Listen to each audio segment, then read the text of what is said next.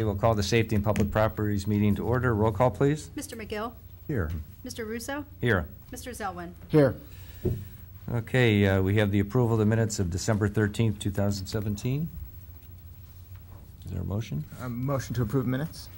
Second. Second. There's a motion and a second. Roll call, please. Mr. McGill? Yes. Mr. Russo? Yes. Mr. Zelwin? Yes. Okay, brings us to report. Item number 1 is the jail report for November 2017. Chief, anything you want to bring to the committee's attention? The only thing I wanted to mention, Mr. Chairman, was that several meetings ago and through council, we approved authorization to renew a contract for telephone services for the jail. And while there's no amount reflected in the November report, we have received our first payment, and that was over $600, just so that you're aware. So thank you for that. Great, thank you. Any questions from the committee? Is that a separate billing from the rest of the city? What specifically? The telephone. It's a contract renewal service that. So you're renewing a contract? It's an old contract that's been in place for 10 years. Okay. Anything else? Thank you. Okay, brings us to police and fire. Item number 3, a memo from Chief Filing concerning the jail service contract amendment with Shaker Heights. Chief? Thank you, Mr. Chairman. Back in 2015, we entered into a long-term jail service provision contract with City of Shaker Heights.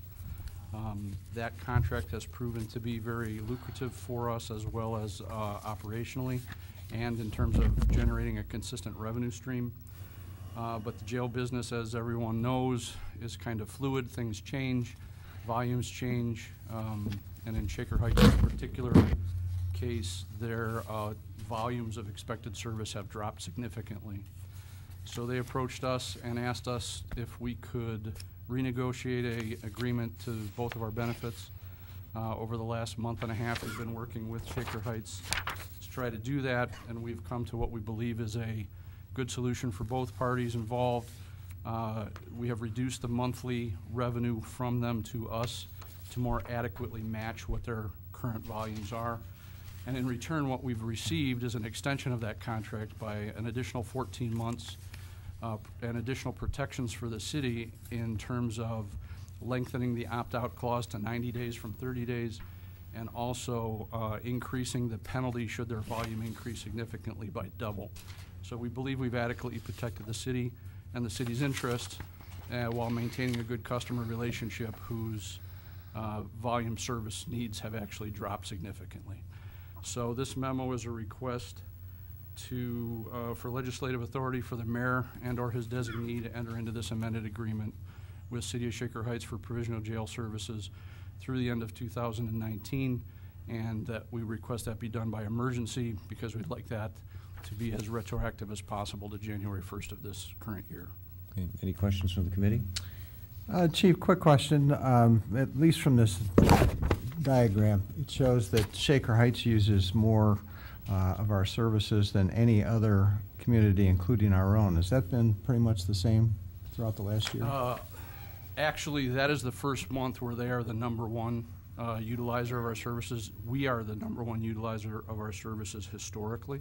Okay. But yes, they are the second largest user of the service, and they are also the largest revenue stream because of that. Okay. What's our capacity? 26. Okay. What do we do on a daily basis last year? It varies. The way that average daily population is calculated doesn't have really as much to do with how many bodies are physically present as how you book people and release them throughout a 24-hour period of time. So if I was to give you our average daily population numbers, they vary somewhere between 12 and 16, but very often we're at capacity with the number of bodies that are in, and there are days where we're significantly less. Just because of the timing. Okay. Any other questions? No, thank you. Is there a motion? I move that we accept Chief's report and that we prepare legislation to enter into a revised contract agreement with Shaker Heights for jail services. And with an emergency clause? Under emergency, thank you. Okay, is there a second? Second. Okay, we have a motion and a second. Any further discussion? Hearing none, roll call, please. Mr. McGill? Yes. Mr. Russo? Yes. Mr. Zelwin? Yes. Okay, thank you. Okay, item number 4, we have an additional memo from Chief Island concerning obsolete and unneeded property disposition. Chief? Thank you, Mr. Chairman, and for the new members of the committee. The police department on a annual or semi-annual basis tries to do a good job of finding and cleaning out property which is either obsolete, no longer necessary for municipal purposes, or broken for some reason. And I have attached a list to this memo. This memo is a request for legislative authority to declare this property to be surplus and to auction or dispose of it pursuant to law. Additional specific legislative authority is required for internet auction services, and we utilize GovDeals, GovPlanet, or PropertyRoom.com. So that's a two-part legislative request. And again, we'd also like to do this by emergency because some of this property is being stored outside in the weather. We'd like to dispose of it and auction it as soon as possible. Okay, thank you. Any questions from the committee? Okay, is there a motion? I moved to, for legislation to declare this property surplus and to auction the property utilizing internet auctions as noted by the chief, and to dispose of the property as an emergency. All right, is there a second? I second. Okay, we have a motion and a second. Any further discussion? Hearing none, roll call, please. Mr. McGill? Yes. Mr. Russo? Yes. Mr. Zelwin? Yes. Okay, we do not have anything under traffic enforcement. Chief, so there's nothing that's come up since the agenda was prepared? Not at this point in time. Due to weather and personnel and holidays, there's been no issues other than the issue today with 422 being closed temporarily, but that has since reopened. Okay, great, thank you. Okay, it brings us to engineering. Item number 6, we had a memo from Mr. Bush concerning the professional traffic engineering services. Carrie? Just wanted to make the committee aware that the GPD's traffic engineering services contract with the city will expire in May. They've been the traffic engineer since 2013. Their rate for since 2013 has been $49,500.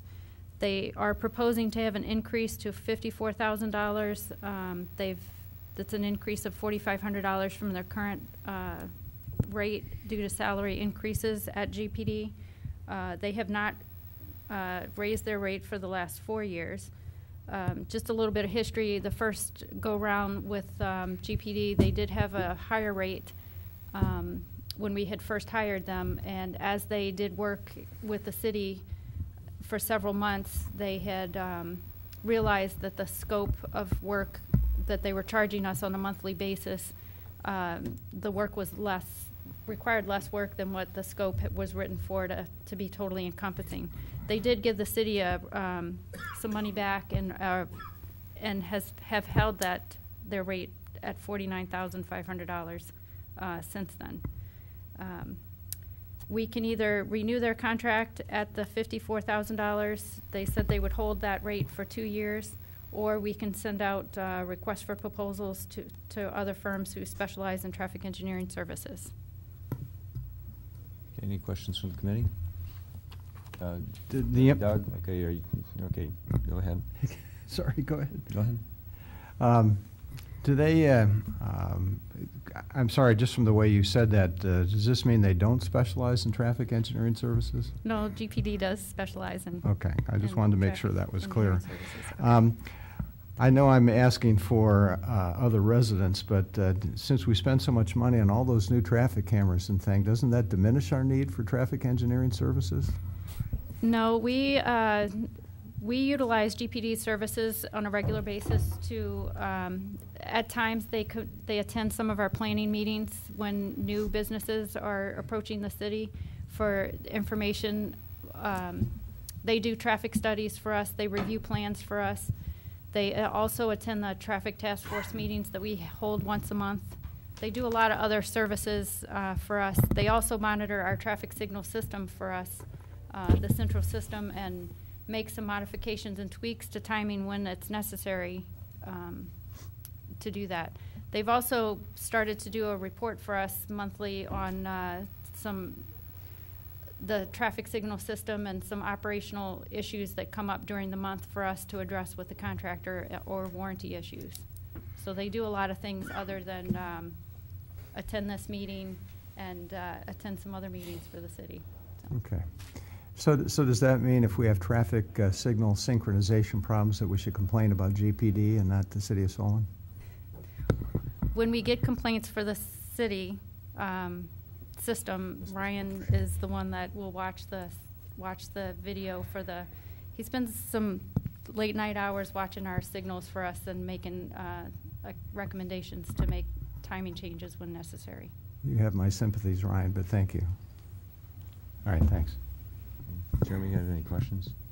Carrie, how's their performance been over the last 4 years as our traffic engineer? The engineering department's been pleased with GPD's performance. They're always prepared for our meetings. They have really worked hard with our traffic signal system and the implementation of the traffic signal project over the years. We're very happy with their performance. Speaking for myself, I've been on this committee, this is my 10th year. I've been through 2 different sessions of interviews with traffic engineers. GPD is by far head and shoulders over anybody else that we've interviewed. The other thing that I definitely appreciate is that GPD gives us their honest professional opinion. They don't tell us what we want, what they think we want to hear. I know when we did the Aurora Road traffic study, they gave us several options, a couple that they knew were not politically feasible, but they wanted us to know what options were out there on the table. And so myself, I am going to vote for keeping GPD and moving forward. So, any other questions or comments? Good, thank you. Is there any a motion? I would request legislation be prepared to renew our contract with GPD in the amount of $54,000 under emergency. Okay, is there a second? Second. Okay, there's a motion, a second. Any further discussion? Hearing none, roll call, please. Mr. McGill? Yes. Mr. Russo? Yes. Mr. Zelwin? Yes. Okay, thank you. Brings us to item number 7. We have a memo again from Mr. Bush concerning the Aurora Road reconstruction project. Karen? I wanted to give a little presentation on the Aurora Road project. Just a little bit of background. The city's done several studies along the Aurora Road corridor from Som Center to the eastern city limits at Bainbridge Township. In May of 2015, GPD presented their findings and recommendations for the Aurora Road. In 2016, in June, the city ultimately authorized GPD to proceed with the design of Aurora Road reconstruction project. The scope of the project incorporates the recommendations of the study to reconstruct and widen Aurora Road from the existing 5-lane section at Solar Shopping Center east to Liberty Road intersection. The widening will include a 2-way left turn lane with select right turn lanes and address pedestrian and bicycle facilities in that area. It'll also extend some pedestrian facilities along Liberty Road from Aurora to the Preserve subdivision. It'll provide a southbound right turn lane on Liberty Road at Aurora and set the stage for the city to add future pedestrian facilities on Liberty north of Aurora Road. The city was awarded safety and congestion program funding from ODOT in the amount of $1,500,000 for the state fiscal year of 2021 at 90% federal funding and 10% city local match. The funding will be available after July of 2020. The total reconstruction project is estimated at $5,600,000. We held a residents meeting to discuss the project and gather input from residents, and some of the main issues that residents brought up was traffic along Aurora Road, the ability to install the recommended and warranted signal at Ports Parkway prior to the construction project, and maintenance of traffic during construction. Traffic, we will, as we finalize the design, we'll hold future public meetings to address concerns with traffic, and then as we finalize the design plans too, the maintenance of traffic during construction will be also looked at. So both of the recent studies completed the warrant analysis and recommended the installation of the traffic signal. GPD has submitted a proposal to address the concern of installing a temporary signal before the construction project, since it's not till 2020. To do that, the design would cost the city $10,000 estimate, and the installation of the signal with span wire would be $85,000. Now, some of the signal equipment would be reused and incorporated into the final design when we did the widening. So we'd be able to use some of that, and then we would install the decorative poles like we have around town when the project is finalized. But that would install that signal ahead of time. We would give back that left turn movement out of Ports onto Aurora Road. Obviously, during construction of the project, traffic will be limited along that corridor. We don't know exactly what that'll look like at this point until we finalize the design. So I wanted to talk about the temporary signal. I also want to give a presentation a little bit about the options and use the overhead here for to view these options. Option one that we looked at was, these are looking eastbound on Aurora Road, would incorporate 3 lanes of traffic on Aurora Road, a 5-foot walking sidewalk on the north side of Aurora, and then you would have a normal tree lawn. The street would be reconstructed with curb and gutter, and we would have 2 through lanes with 13-foot through lanes, and then the 11-foot two-way left turn lane. And then on the south side, you'd have some tree lawn, curb and gutter, tree lawn, and then a 10-foot shared use path. This does not incorporate a bike path on the roadway like Aurora Road currently has now. The bike facilities would be only on the shared use path on the south side of Aurora.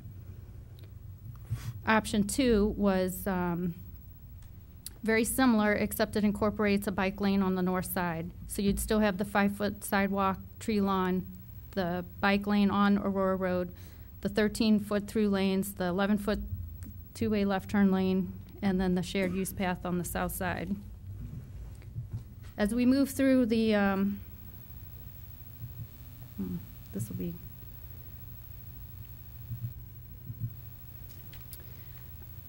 on the bottom here of the screen, the bottom photo, it shows the transition from the a taper section from the 5-lane section down to the 3-lane section, which we would be reconstructing and widening along Aurora Road. The bottom photo here again. As you get to Clearwater Court, you would have a right turn lane into Clearwater Court, some right-of-way take that's shaded here in orange, and then a designated left turn lane from Aurora Road into Clearwater Court.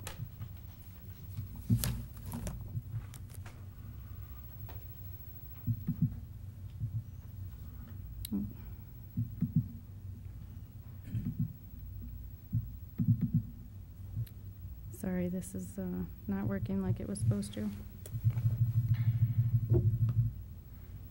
As you move down Aurora Road, it's the three-lane section.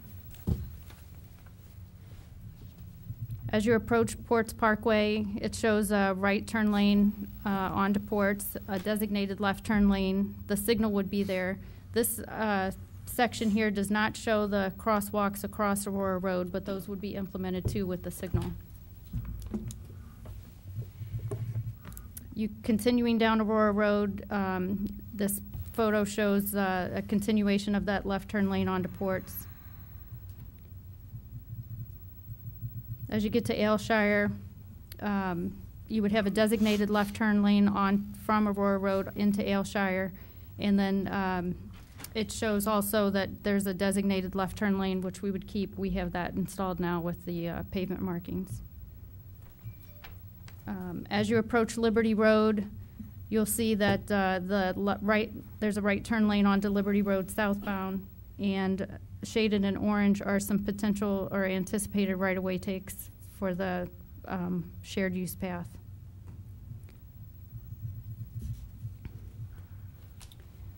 As you continue on to Liberty Road, it's already signalized. You would have a right turn lane, left turn lanes. The new additions here would be a right turn lane coming from westbound on Aurora Road, which would extend all the way down to Andre Road, which there would be some right-of-way takes, potential right-of-way takes with this also. It would extend on towards Andre Lane.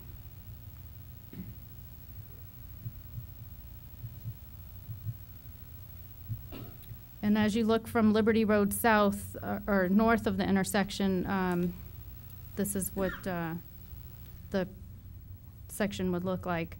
We would install the right turn lane from Liberty Road southbound onto Aurora Road westbound, and then continuing down Liberty Road south, you see that we've extended the shared use path all the way to the preserve.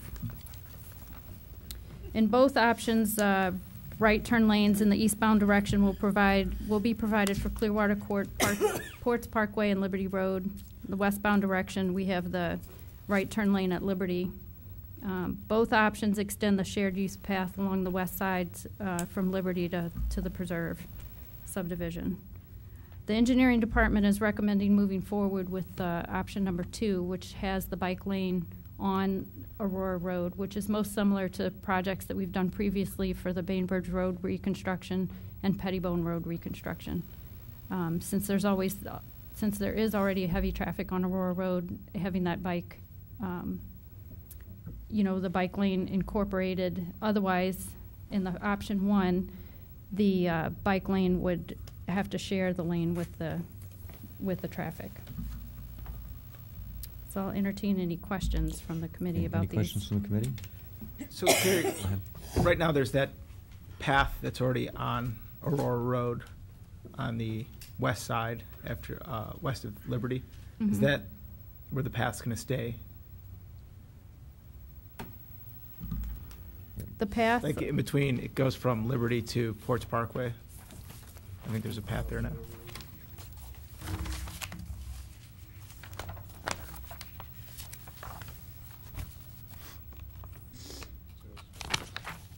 the path will be reconstructed on, and it will be widened from the existing path on the south side. Okay. So they're going to redo it, but in the same spot that it's currently in, just maybe a little wider. Correct. Okay. Any other questions? Yeah, Carrie, how many right-of-way issues will we be dealing with? How many homeowners will be affected by this?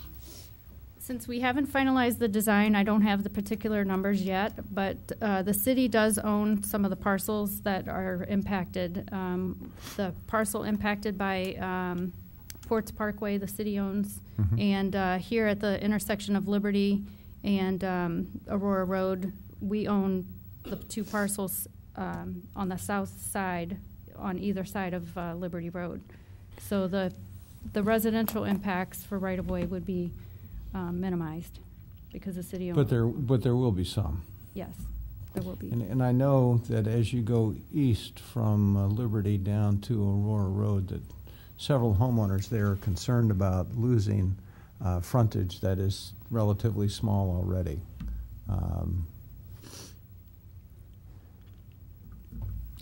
Does that change our approach at all, or are we working to? The thing that it would impact is the shared use path. Yeah. Because however we shifted the right-of-way takes, it would either shift the right-of-way takes impacts to the north side or the south side. And This we'd is the want to south side mainly keep the done. alignment of the road Yeah. most similar to how it is now. Okay. I Again, expect- you weren't on the committee when we passed this Yeah, I initially, but understand. again, the options were not good. No. This was the most conducive and the least invasive to property owners. And still, with the attempt to minimize the number of traffic accidents that have been escalating on Aurora Road. Again, one of the options that was not politically feasible was going to 5 lanes on Aurora Road. That was not going to be done, but again, it was an option. All right? Okay. So, in other words, either we do nothing and continue with the escalation of traffic accidents, or we do have a minimal amount. Again, we are going to try to minimize the impact on the residents on Aurora Road. So particularly those people that'll be affected by this, will we meet with them individually? Will we have a meeting here for them? We would, and we would have other resident meetings, group resident meetings also. But yeah, at some point, we'll meet with the residents individually. Okay. Does this solve the problem with Aylshire? I know that those homeowners have a problem with getting out of there at certain times of the day. I'll defer to Ryan about Aylshire. Unfortunately, the Aylshire issue will still persist following the project for the most part. The issue there is that there's very little gaps in the traffic on Aurora Road because of the high volumes and only a single lane in each direction. Thus, kind of going back to one of the other options of going to a 5-lane road, which would, help move that traffic a little better. But given that we're going to keep it as a single lane, it's really not going to create any new gaps in the traffic flow to help them get out. One thing we are going to look at with the new traffic signal at Ports Parkway, along with the traffic signal at Liberty Road, is possible timing adjustments where we can induce some, I guess we can call them artificial gaps in traffic at the right times in both directions to create gaps to let those residents out. But that'll be something that'll have to be investigated further into design. The other option is, although in conferring with the chief previously, is that they will have the center turn lane, so it's possible that they can turn out into the center turn lane and then merge into traffic as opposed to having to pull right out into the westbound lanes, although I hear that's not recommended from our police department to do. I can guarantee you it's not. Yes, but is, something that I've seen drivers do that may, I guess, help them, at least with the perception of trying to get out of there. Okay. As long as they know. We did look at that intersection also as for signal warrants, and it's not enough Not traffic. enough. for Yeah, us. I get that. All right, It thank was you. just one of those issues that, no matter how they looked at it, there It was just not keeps much that there. they could do on that. Okay. Okay, any other questions? Okay, do we have any motions? Then it looks like there's 3 things that you're looking for, right, Carrie? Right, 3 separate. The engineering department is requesting legislation authorizing the mayor and the engineering to proceed with the design of the temporary installation of the warranted signal at the intersection of Aurora and Ports Parkway. That was one item. The second item is requesting authorization to bid the installation of the temporary signal at Aurora and Ports. This is just granting us authorization. We would bring the bids back to the committee for authorization to award. And then lastly was to accept the recommendation of the engineering department to proceed with final design on option 2 for the reconstruction and widening of Aurora Road from Solar Shopping Center Drive to Liberty Road. Okay, well, we'll take all 3 of these individually, so we'll do the first item. Doug, do you want to make the first motion? Sure. I'd like to request legislation be prepared authorizing the mayor and the engineering department to proceed with the design for the temporary installation of a traffic signal at the intersection of Aurora Road and Ports Parkway. Second. Okay, there's a motion and a second. Any further discussion? Hearing none, roll call, please. Mr. McGill? Yes. Mr. Russo? Yes. Mr. Zelwin? Yes.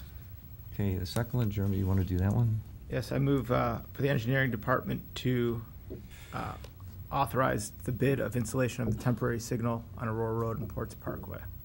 Is there a second? I will second that. Okay, we have a motion and a second. Any further discussion? Hearing none, roll call, please. Mr. McGill? Yes. Mr. Russo? Yes. Mr. Zelwin? Yes. Okay, the third one. Doug, you want to do that one? I would request legislation be prepared accepting the engineering recommendation to proceed with the final design incorporating our second option, excuse me, for the reconstruction and widening of Aurora Road from the Solar Shopping Center Drive through the Liberty Road intersection. Second. Okay, there's a motion and a second. Any further discussion? Hearing none, roll call, please. Mr. McGill? Yes. Mr. Russo? Yes. Mr. Zelwin? Yes. Okay, brings us to item number 8, status update report. Carrie? Couple things to highlight on our permits. We had 79 total permits from the month of December, maybe a lighter month than we normally have just because of the holidays. 19 heavy load permits and 59 building permits for commercial and residential. Wanted to highlight a couple projects. We've advertised for bid 3 projects this month. We have the Bainbridge Road Tree Planting Project, the annual street striping program, and we have an RFQ out for the roof for Fire Station number 1, currently out for advertising. We just received some plans for the City Hall entrance, the cul-de-sac here. We're reviewing those drawings and going to comment back to B&N. We're hoping to bid that this summer. And finalizing the INET fiber project with final quantities, and the tennis courts will resume with the playing surface to be installed in the spring. there any questions on any other projects? Any questions? Carrie, I'm just going to ask for just a comment. I know this is not public works, but I've been asked this question several times and keep giving the same answer. But just for the public's knowledge, we're dependent on the state funding for ODOT for the Route 91. I know the road from 422 to Aurora Road is in pretty bad shape, especially the curb lane. It feels like you're on a roller coaster. So can you explain where we are with maintenance of that road? 91 is a state route, so we would be eligible for federal funding to do some resurfacing there. We have reached out to ODOT with the number of complaints that we get in that section.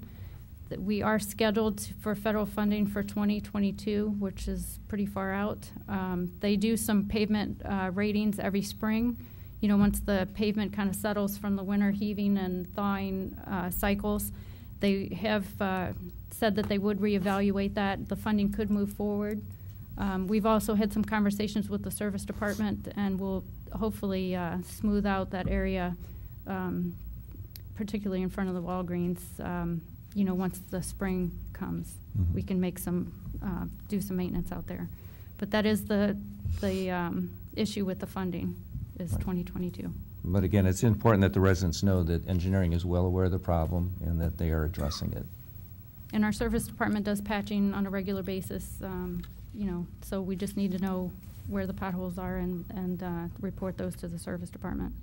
Okay, great. I wanted to mention one other thing. There was a traffic accident on New Year's Eve at Aurora and Cochrane, and the traffic cabinet was hit pretty badly. That cabinet is functioning. All the equipment is functioning on a temporary basis, but that cabinet will need replacement. And the Harper and Cannon cabinet has been received by Parham, and they're going to install that. They were waiting for a break in the temperatures to get out there to work on that equipment, but that should be installed in the next 2 weeks. Great, thanks. Thank you. Okay, brings us to correspondence. Which was item number 2, will be done now. Okay, initially there was supposed to be a meeting at 7:30 concerning the Islamic traffic impact study. There's been several meetings in the past where not all interested parties were in attendance, which I think was very unfortunate. This evening what we're going to do is we are going to have Mr. Franklin go through and describe the process for approving variances on that lot. We'll also hear from our traffic engineer as far as what a traffic impact study actually is. And then if the police and fire chief want to weigh in, we'll allow that as well. We're going to set aside about an hour. After we hear from the administration, we'll open it up for questions, and hopefully we can put everybody's questions to bed here this evening. So we'll start off with Mr. Franklin.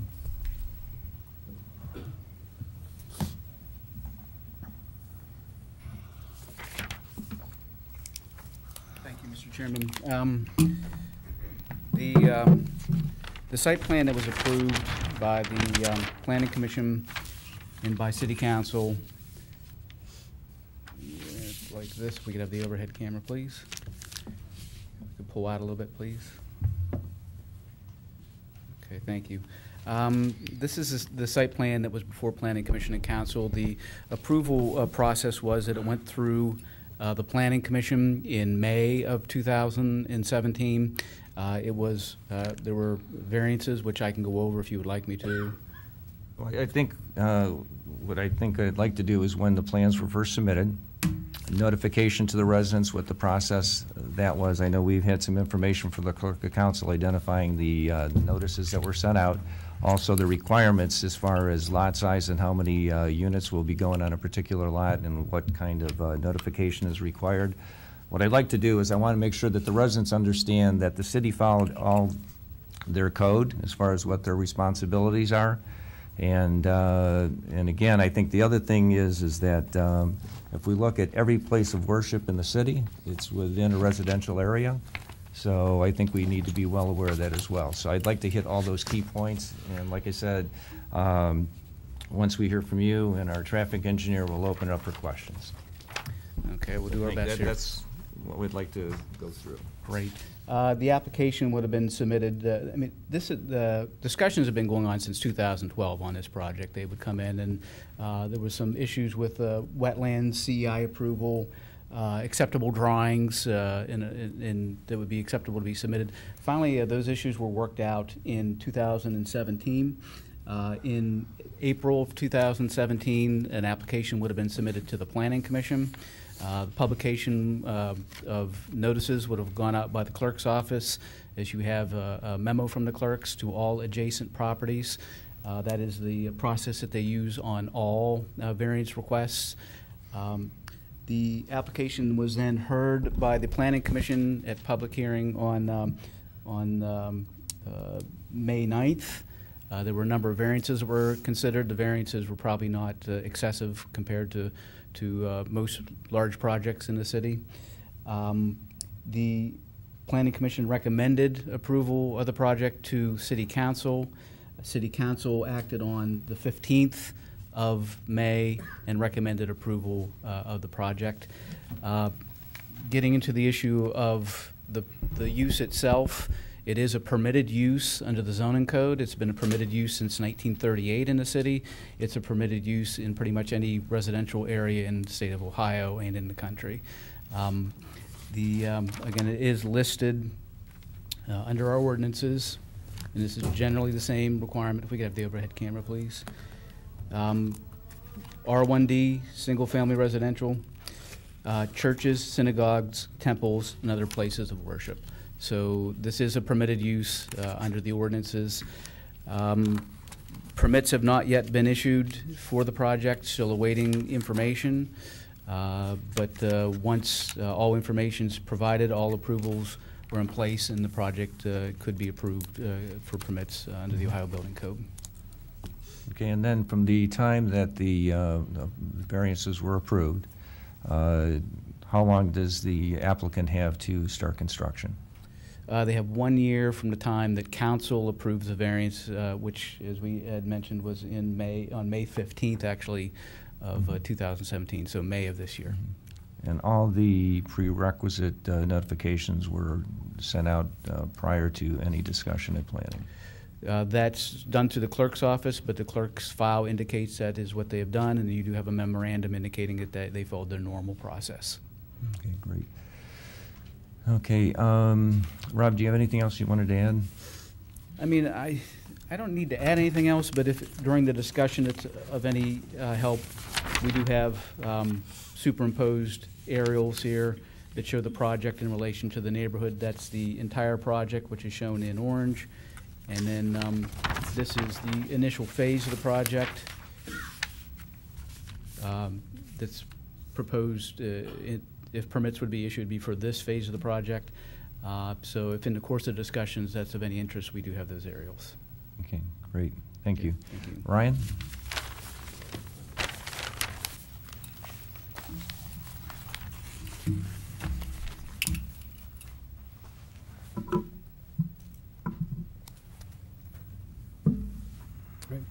Well, first and foremost, I just want to thank the committee for your continued confidence in GPD. We appreciate working with the City of Solon. For this project, there was a traffic impact study prepared by another consultant, TMS Engineers, which was submitted to the city for review. GPD reviewed that study. And before I get into some of the details, I wanted to clarify the purposes and the intent of what a traffic impact study is for. The study itself is not really meant to determine whether a development should be built or not.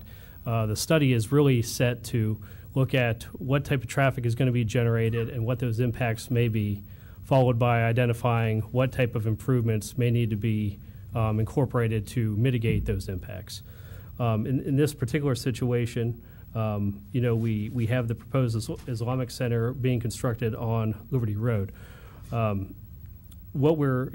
Anything that goes in there, whether it's the proposed project, if it was a daycare center, or even if it was another residential development with townhomes, any development is going to generate traffic. So if we have to first acknowledge that, we're going to, any development will create new traffic, and what we're tasked with as engineers is how to address that traffic and mitigate those impacts to keep traffic levels at the same level they currently are.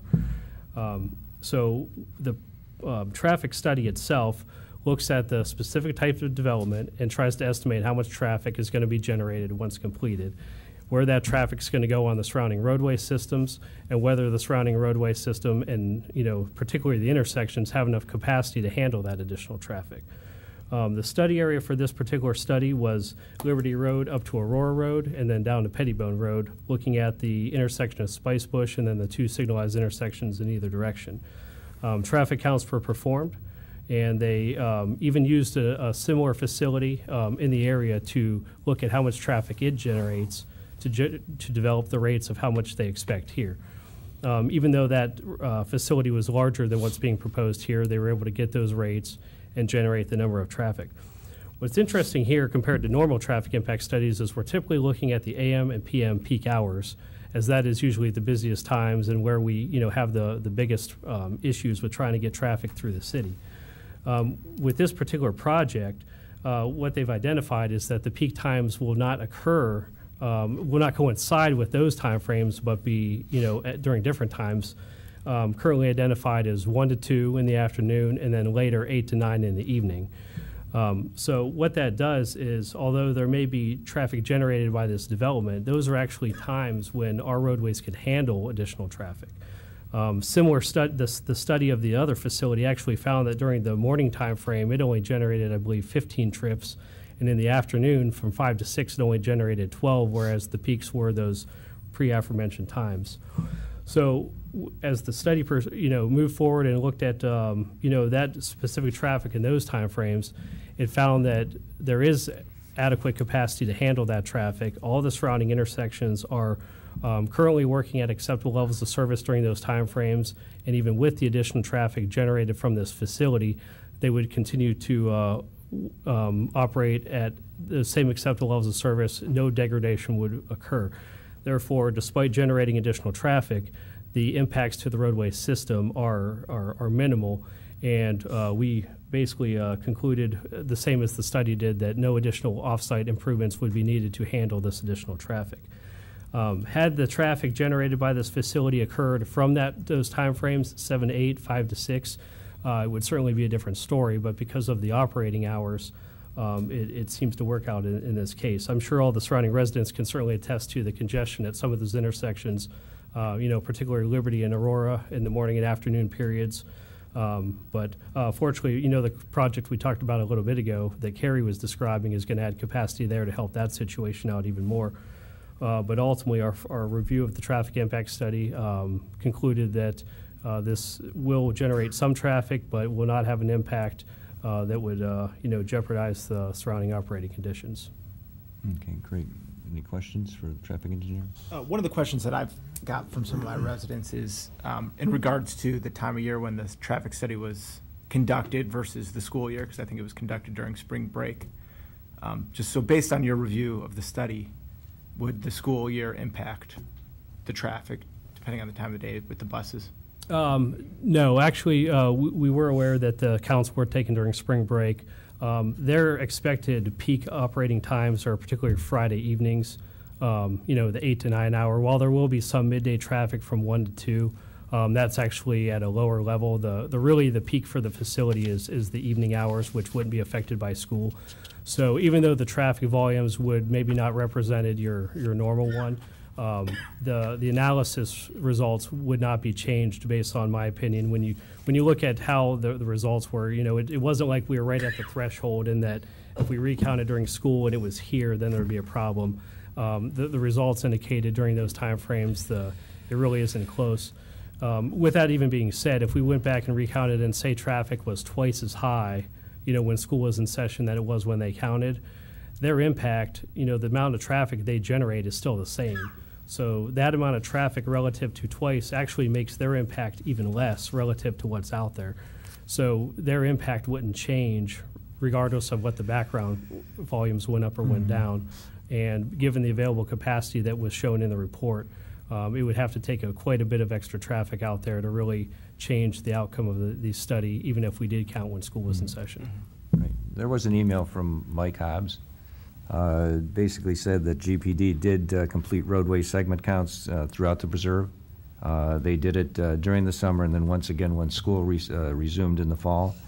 And they said, in Mike's memo said, our findings indicated that there may be some additional traffic using the roadways when school is in session to access the school campus on Som Center, but the volume increase is insignificant in the big picture. He said the increase in volume during the school was found to be 169 cars a day at its highest point.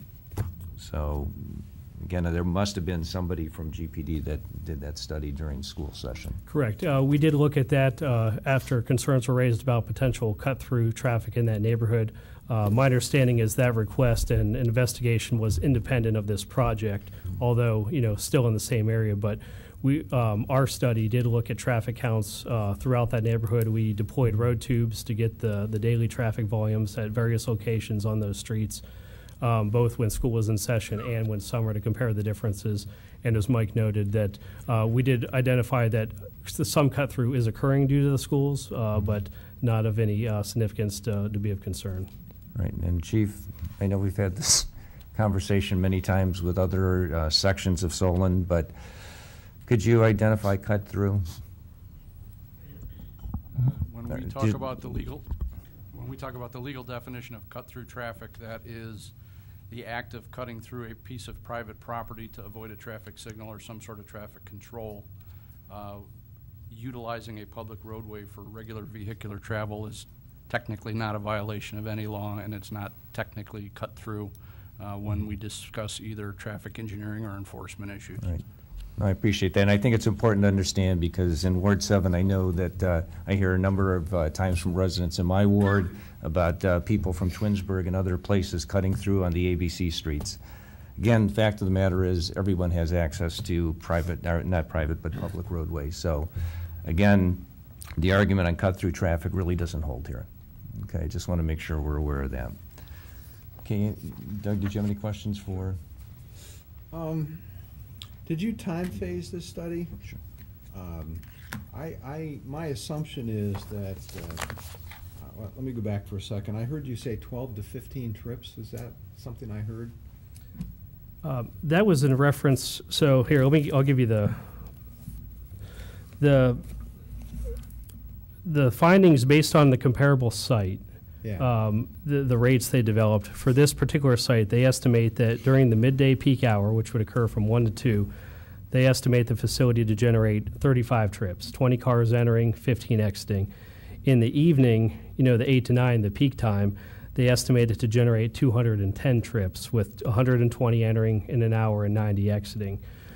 That's the peak. When they looked at the normal rush hour times, 7, 8, 5 to 6, 7 to 8 in the morning, 5 to 6 in the evening. The comparable facility where they went out and put tube counts down, they only found 15 trips in the morning and 12 in the afternoon, indicating that when we have our busy times out there on the roadways is not when cars are going to and coming from this type of facility. Okay, but this facility is going to grow in the future, is it not? I think your intention was to have a school there at some point. Did I hear that correctly? As we move forward, right now we don't know, but that's the plan. Okay, so you didn't include that in your study. The study I can reference it. So it said the proposed, and again, this is from the other consultants. So the proposed development is expected to consist of an initial building which will provide a prayer hall for approximately 50 people. A community center will be added in the future which will have a maximum occupancy of 300 people. Okay. The study was based on the future addition with... It was then? Yes, being able to hold the 300 people, correct. Okay. Okay, great. Jeremy, you had another question? Yeah, one more question. So I think at one point during the discussions, it was noted that I believe it was either the traffic engineering firm or the engineering department requested that they move the entrance to the facility to be parallel with Spice Bush. So I was wondering, was that something the traffic engineering group did? And if it was, if it's something you can explain versus having the entrance in the original place that was requested? Certainly. I don't think we requested the change. I don't know if Carrie remembers who. I believe that was discussed both between the engineering department and GPD. You know, having an offset intersection, which we have in several locations in the city, creates issues. You know, here at Bainbridge, you know, it's not a complete perpendicular intersection. Having the perpendicular intersection is always best, and having that lined up with Spice Bush is always better, especially if there's growth in the future. So, and to add to that, we concurred with that decision to align it. First, that helps eliminate conflict points. Additional driveways create more potentials for conflict points along the roadway, which we want to minimize. So aligning a driveway with an existing intersection helps minimize those. Secondly, when you look at the limited frontage that this site has, it's very long but doesn't have a lot of frontage on Liberty. Even if we didn't want to align it, it's not like we could move it significant ways down the roadway. It would still be relatively close to Spice Bush, which would create very dangerous potential for when you look at left turns, would almost be, you know, crossing paths to enter the two driveways concurrently. So from a safety perspective and operational perspective, that having driveways aligned is always in the best interest from a design perspective. Okay, a couple more. Real quick. Has the traffic volume independent of this project grown on Liberty Road in the past year or two, do you know? Overall, the trends have shown that traffic volumes have grown in the area, that not a significant amount, but they are growing, whereas compared to most of Northeast Ohio, when we look at other areas, typically it's declining, but Solon, I mean, you could say that's a good thing and a bad thing, but it has been going up. Because of that, the study actually looked at you know, a 20-year design condition and assumed a 0.5% growth per year. So their analysis was not only based on the existing counts, but that included a 10% increase to look at potential future growth that's going to occur out there. When does that occur where we start having a problem? People on Liberty Road would tell you they have a problem now, but In terms of volume, when the volume gets to Volume. the point where it really creates a problem. typically, when you're looking at the volumes, you know, a lot of people like to refer to the daily traffic volumes, but really what we're focused on is those peak hour times, you know, the busiest points when we have those constraints. Certainly from a two-way roadway, the Liberty Road has not exceeded the capacity of a two-lane roadway. Aurora Road, on the other hand, you know, probably carries more than double the amount of traffic that Liberty Road carries with the same number of lanes. So if you look at those two comparison, Liberty has the ability to carry a lot more. The intersections themselves, though, we're already over capacity at Aurora and Liberty, thus the improvement.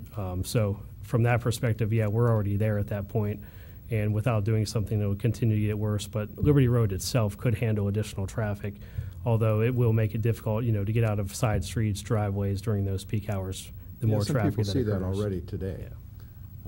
So I guess this may not be a fair question, but when do you estimate that it becomes a serious issue on Liberty Road? Is that a year out, 5 years out, based upon current growth patterns?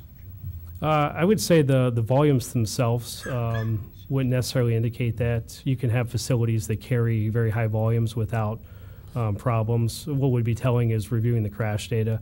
If, you know, we start seeing an increase in rear-end crashes, or, you know, people pulling out of driveways or side streets and getting T-boned, was when the problem. But that is not really something you can predict based on volume alone. There's other conditions that come into play there. Okay. Unfortunately, it's more of a reactive thing where you have to go back and review the old data to determine if something is needed to be done. Okay, one more. Thank you, sir. Does That's it for right now.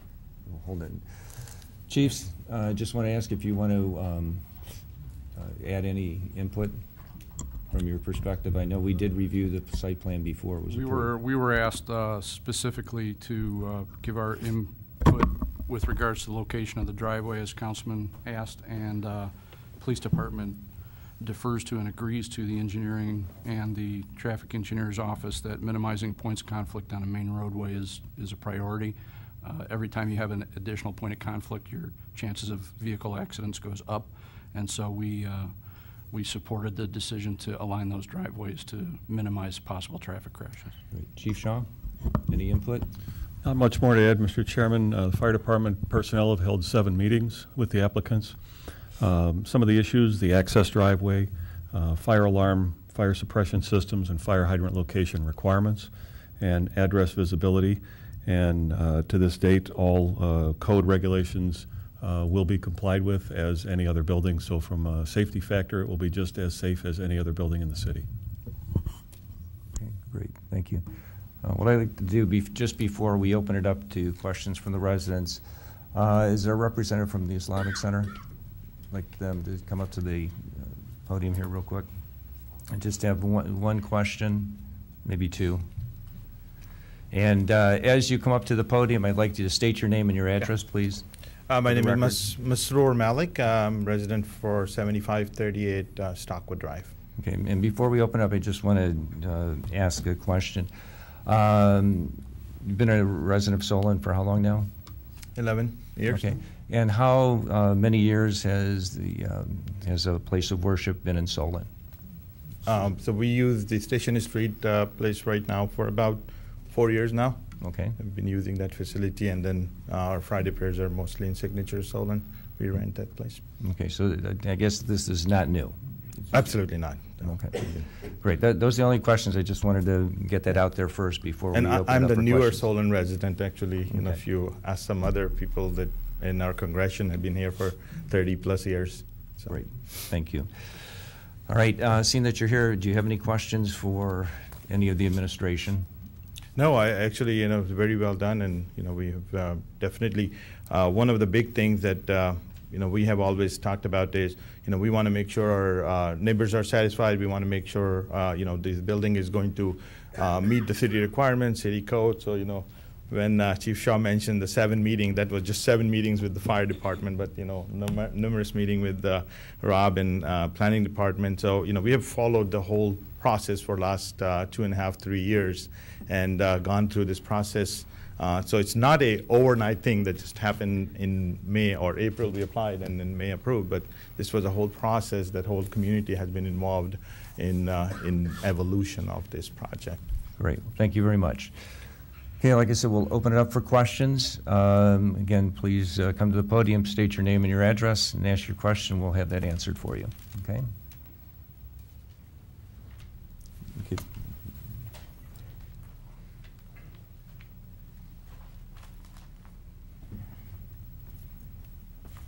My name is Jin Xie. My address is 35610 Spice Bush Lane. So I didn't attend the previous meetings on about this construction of this Islamic Center. But as I checked the address of this Islamic Center, I see it is just near the high voltage power lines. So I don't know if anyone did any risk assessment on these high voltage power lines. Okay, anyone? Chief Shaw, or Rob? What would we be looking for?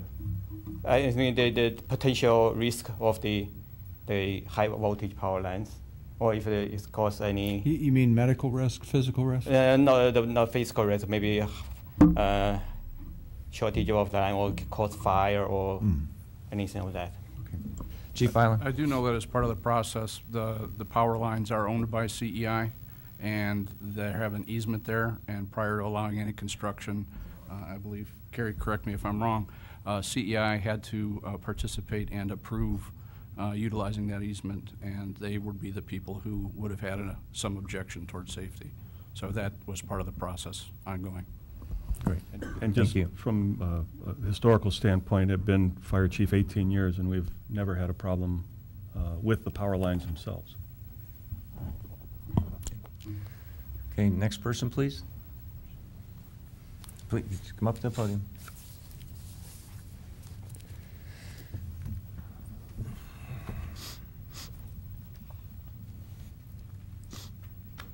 Hello. Hi. Hi. My name is Christine Matthews. I live in the preserve on Spatter Dock, 35205 Spatter Dock. And my concern is the traffic that would possibly the so-called cut-throughs, the cut-throughs and through the preserve, and how that will affect the actual community. It is a subdivision. Normally, we don't have a lot of traffic, and now there's a possibility of increased traffic, especially on Fridays. Fridays at 7 p.m., I believe, is a call for prayer, yes. And of course, at 1 o'clock, 2 o'clock, that sort of thing. So my suggestion, is it possible to get a light, a traffic light, in front of Spice Bush? That would go to our traffic engineer. To get a traffic signal, there are certain measures that have to be met to justify that, referred to as signal warrants. And there's the main ones are typically related to traffic volumes. In this instance, there would not be enough traffic on Spice Bush or coming in and out of the proposed Islamic Center to meet those warrants to justify a traffic signal at those locations. Can I do a rebuttal? Okay, could you speak in the microphone so people at home can hear you? Okay. Great. At 7 o'clock, if the church on the mosque opens at 7, you have traffic starting at 6 o'clock. Currently on Liberty, we have a lot of traffic going towards Twinsburg. There has been increased buildings in Twinsburg, homes, that sort of thing. And actually, I believe we recently talked about Aurora construction. Yes? Yes. So with that in mind, you'll have all of these, oh, thank you. Thank you. You'll have all of these activities going on around the same time of the construction of the mosque. So my question is, why not have a light, okay? And the light can also have an arrow going towards the right, and that would keep traffic going out into Aurora, okay? And it would be less congestion. Just a thought. Thank you. Thank you. Anyone else? Yes. Good evening. My name is Robert Leonelli, 36210 Spice Bush Lane. I'm in the preserve. Over the years, the electric company, I don't know the exact name of who owns the power lines, but the preserve has actually been cited for having buildings or temporary things underneath the lines. Residents have been either cited by, I don't know what the legal, they were cited. Sheds were moved, vehicles are not allowed to be parked at the back of the properties that they own under the easements. And it appeared, sadly, that their parking lot is going to be 100% isolated underneath the power lines. So it seems to be violating one of their fundamental easements to have anything being allowed to be parked underneath there. So I just don't understand why that variance was granted. Okay, Rob, go ahead. It was a requirement before the application could be submitted that CEI provide a letter reviewing the plan and providing specific approval parameters, which they did in City Council, and that included approval of the parking lot under the high tension towers. And that CEI approval was made a contingency.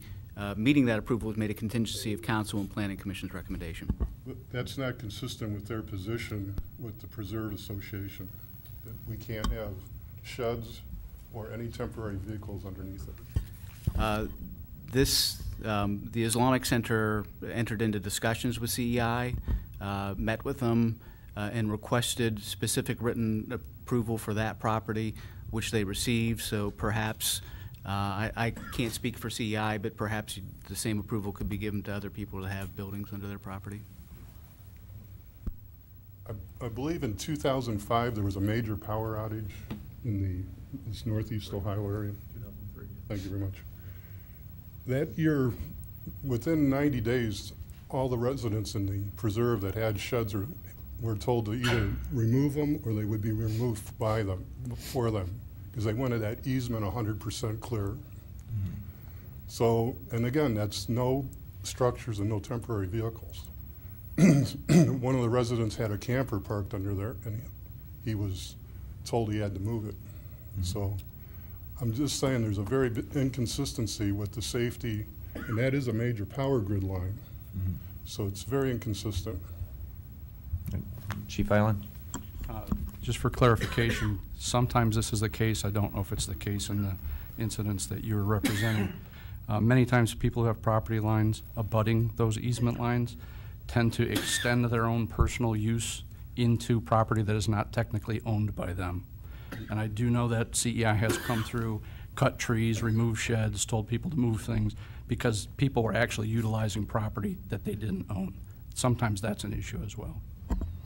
This property in question is right underneath it. It's not like it's an encroachment, to your point, Chief. So, Well, and again, I think Mr. Franklin did say that their approval was contingent upon getting approval from CEI, which they did obtain. So, again, I think your issue is with CEI not granting you the same no, I request. understand the safety reason why CEI insisted on not doing that. I believe the incident in '03 was a tree trimming crew was actually removing trees underneath the power lines, and it fell and hit, and it took out the whole grid. So I'm an engineer by training and still involved, but the point, it's just adding risk to a high power voltage line system, and I think that's been ignored. Thank you.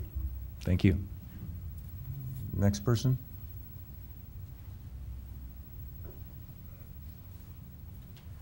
Okay.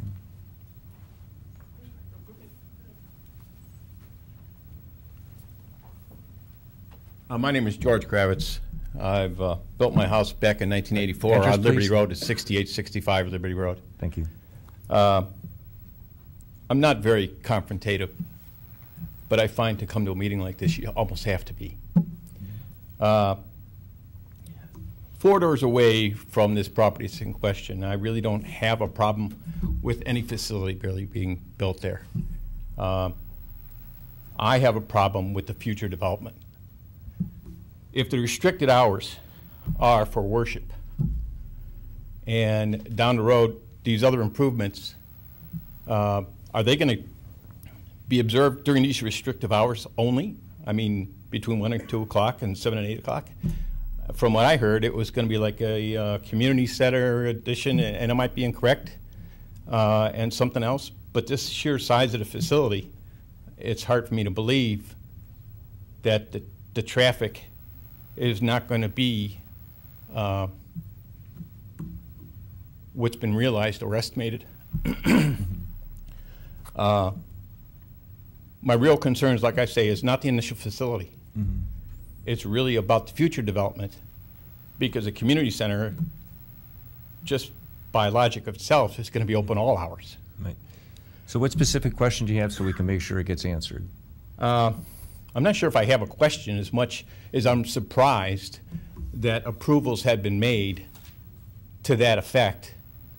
I know adjacent owners are only supposed to be notified, and I'm not. But for a facility of this size, it's hard for me to believe that others weren't really notified. But I know you really can't go back and change the laws. You got to abide by the laws. But I guess what I'm asking in some respects is, are all these approvals for the future development already in place? Rob, do you want to answer that? Yeah, they, Planning Commission and Council approval, which are preliminary to being able to be issued a building permit. A State of Ohio building permit has not been issued yet. So all the future developments have not been approved yet, and we'll still have other hearings on those? The public process, which is the Planning Commission and City Council, that process is completed. They voted on the variances.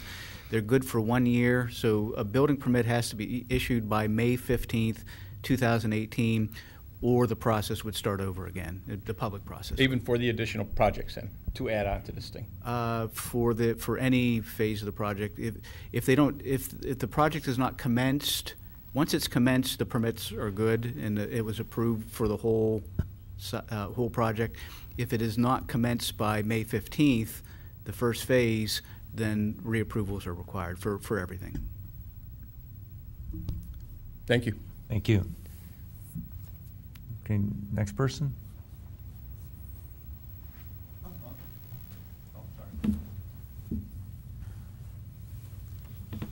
Hello, I'm Denise Smith, 6925 Liberty Road. I'm just going to address the traffic, although I have a lot of issues. First, before I address the traffic, I was at the meeting when all of the approvals were given. And I was told I had my turn to speak beforehand, and I did. Nothing I said was addressed or even paid attention to. And when they finished, I asked a question, and they said, well, that's it. It's done. No one told me there were 30 days in which I could attest these allowances. No one. I asked the attorney. I asked other people. No one said you have 30 days to go to an attorney and complain about this. No, I was told it was done and finished. That being said, when the gentleman here talked about the traffic, there were 3 things he said which bothered me, and I don't think they were accurate, period. First of all, he said, well, there is a statistical assumption on the amount of traffic increase. There wasn't a fact. There wasn't a record of the traffic increase. There was a statistical assumption. Hey, I'm in research. I know about statistics. They can go whichever way you want. The statistical assumption said that the traffic increased 1.5% or something over the past several years. I've lived there for 22 years, and I can tell you for a fact that when I moved in there, there was no traffic. It was all Aurora Road because it went in a different direction. The traffic has increased substantially. And I don't care if you're talking about 7 o'clock in the morning, 6 o'clock at night, or 2 o'clock in the afternoon. There is a great deal of traffic there. I don't pull out of my driveway and just go out, ever. Ever. I sit there and wait for the traffic. And I'm right there beside the Islamic Center, the proposed Islamic Center. There is traffic, and at different times of year there is more or less traffic, but there is always traffic. I don't think their report was accurate. Second fact, they said that the Islamic Center, and correct me if I'm wrong, was going to be, the mosque actually was 50 people. The last number I heard was not 50. It was considerably more. And can I ask this question, what is the similar facility it was compared to? You kept saying a similar facility. I believe it was the Mace Center, and is it Richmond Heights? Yeah. Do they have a gymnasium? Do they have a social center? Do they have a school? They have all of those things? Well, they don't have gymnasium, they do have a school. How many people attend this facility? They must have records of how many people are part of it. It varies from day to day and activity to activity. Right, but in general. In your study, The study said the Mace Center had a capacity of 450 people, whereas this facility will have a capacity of 300 people. The gymnasium had a capacity of 300 people, but I heard much higher numbers. When I was at the last meeting, I would like somebody to attest this, but I heard much higher numbers as to the capacity both for the mosque and the gymnasium. And a gymnasium doesn't have set hours. I know. I go to the gym in Solon. I go anywhere between 5 in the morning and when it closes, which is 8 or 9 at night. And that parking lot is always full. Always. Do you go to the gym? The parking lot is always full. Gymnasium is very popular. Okay, suppose they have funerals. Suppose they have social events. There isn't necessarily a calendar for that, and there isn't necessarily a time for that. So the traffic depiction is not accurate. I can go out there with a camera and prove it. I can go out there and count the cars if I need to. I'm not part of their organization, but I can tell you their traffic assumption is not accurate. Okay, excuse me. Is there a specific question you have for anyone from the administration? I don't have a question. Because again, this is not an opportunity to dispute what I have a facts have been request. given. The dispute says that their traffic assumption is not correct. Okay, And thank that you very it much. should be redone. Okay, thank you. Next person, please. Thank you.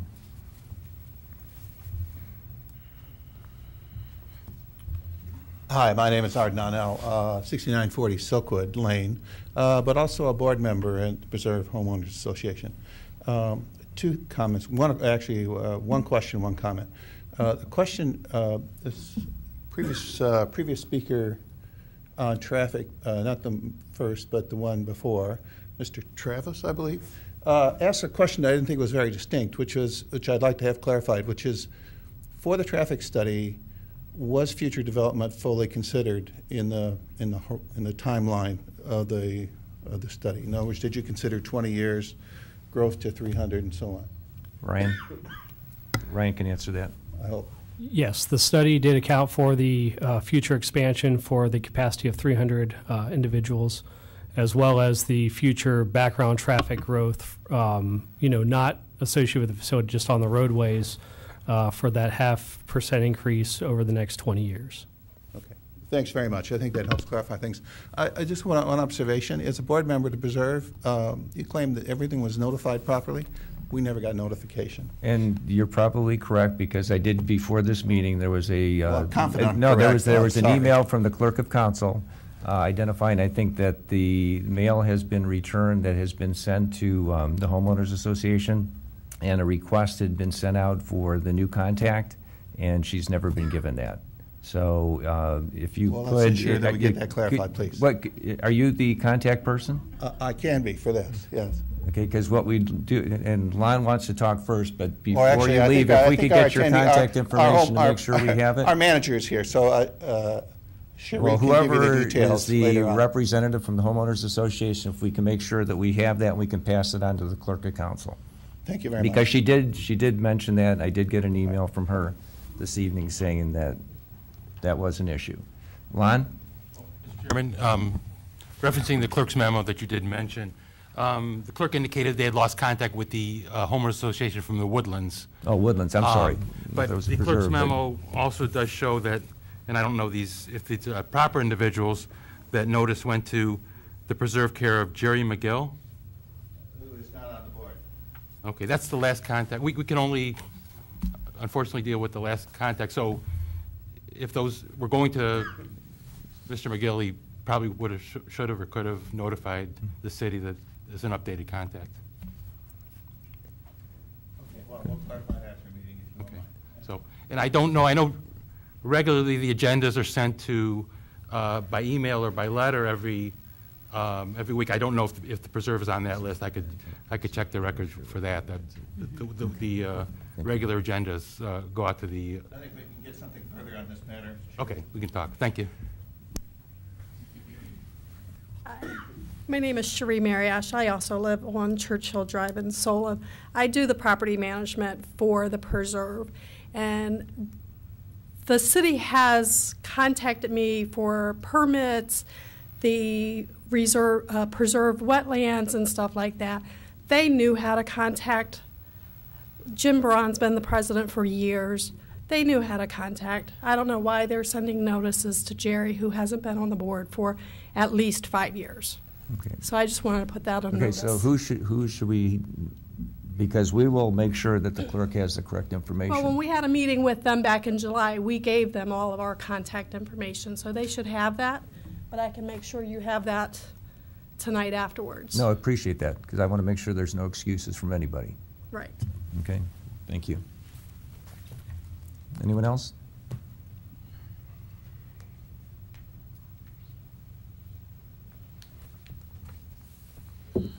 Good evening, Commission. Pat Pesey, 6985 Woodlands Lane. Certainly a concerned resident on this whole project. A couple of points. I want to, continue on the topic. If we can continue on the topic of notification here, I'm going to put this up. Can you view in on that?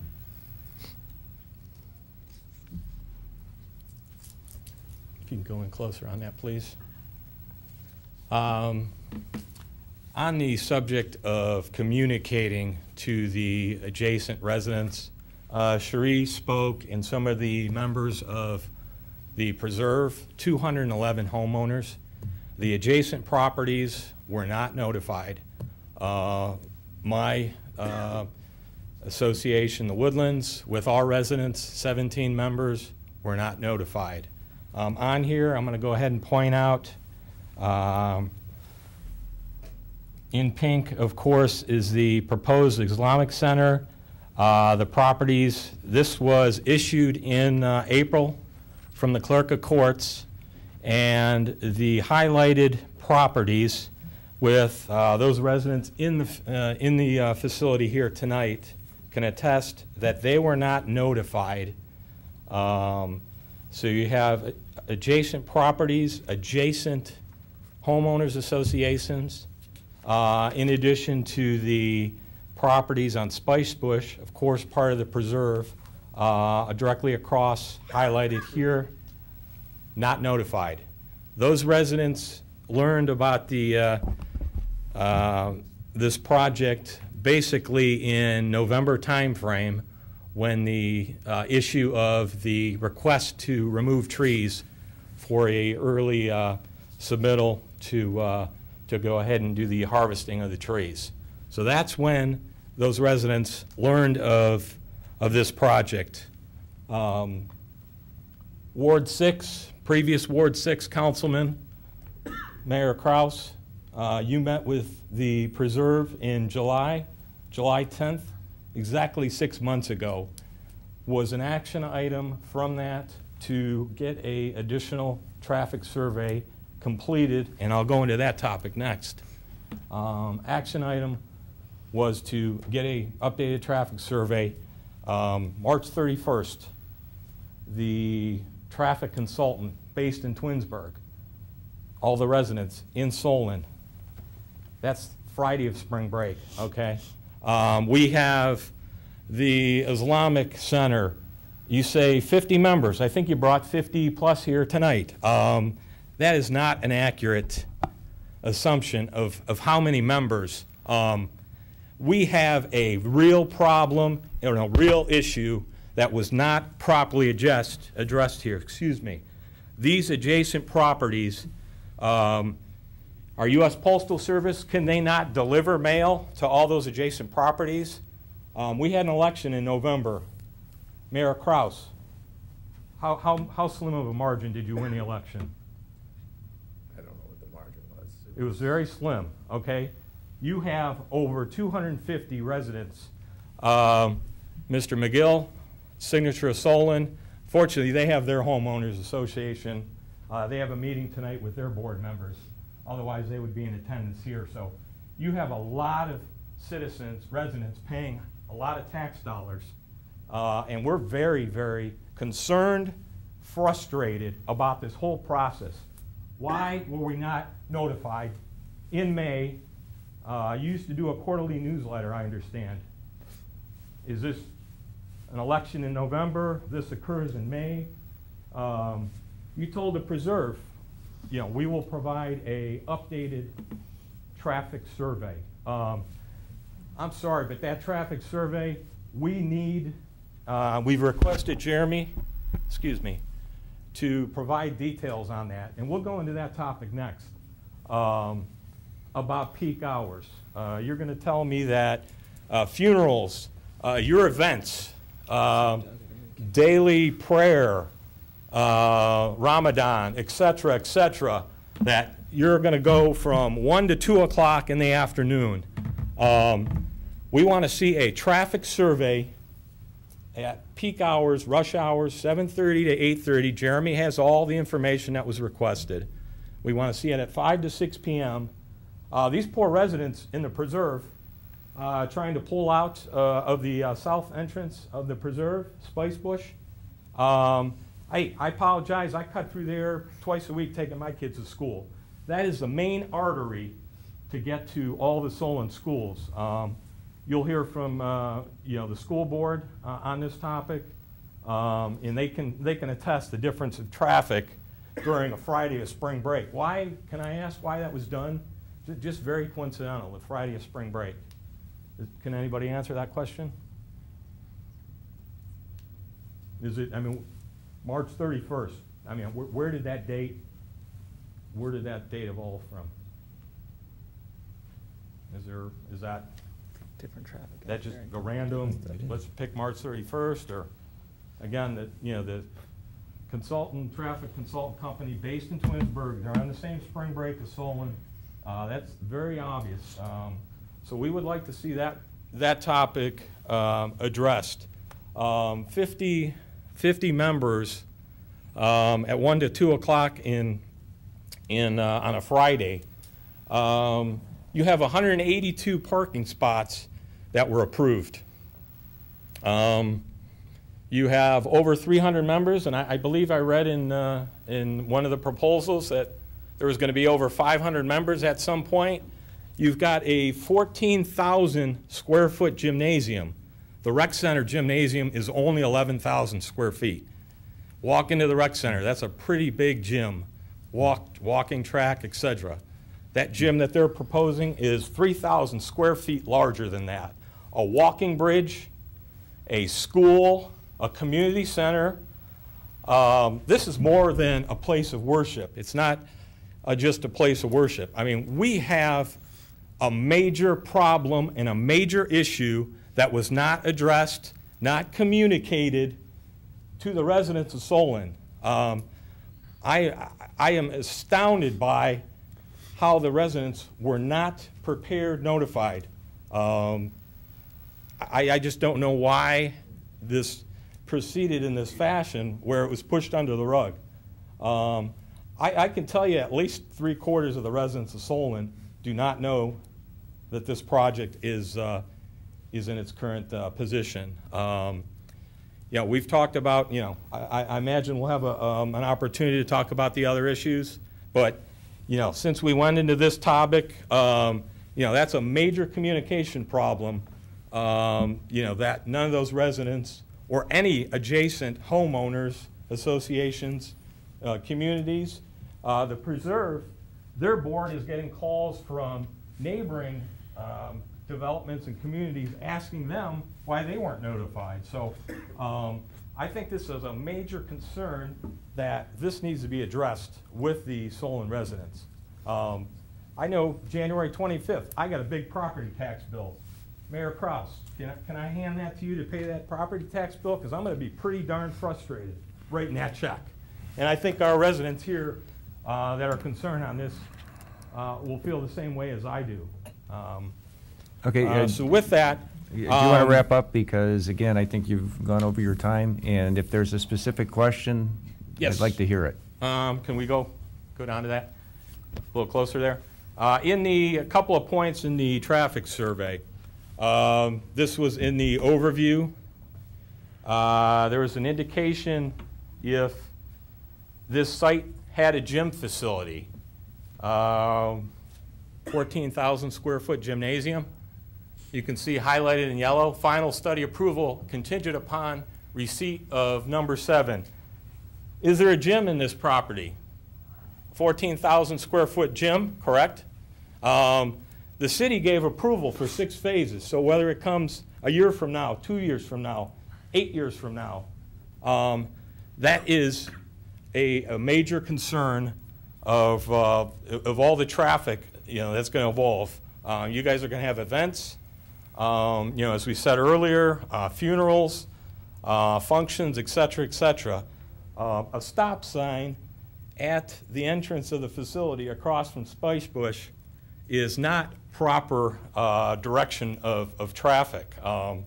That's going to be an extreme concern of that traffic buildup there.